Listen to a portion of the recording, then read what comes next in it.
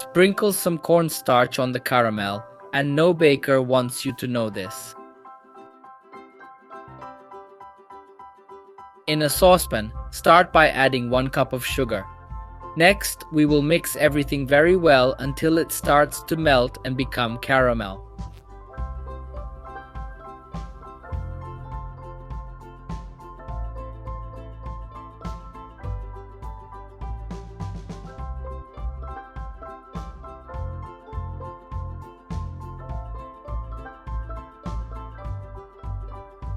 This is just the perfect texture. Once it's like this, we'll now add a bit of water. Here I used approximately 1.5 cups. We will add it gradually, stirring all the while. Be very careful with this step, as it can splash or even pop those bubbles.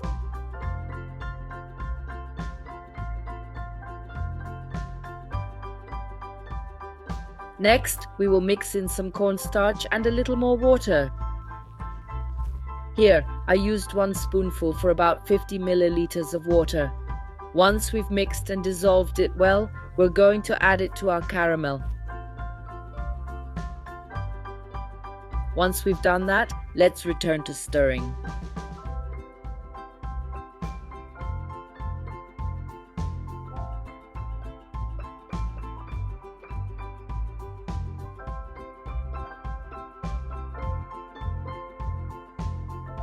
Take a look, guys. When it's this thick, it's just perfect. Just look at how the texture appears.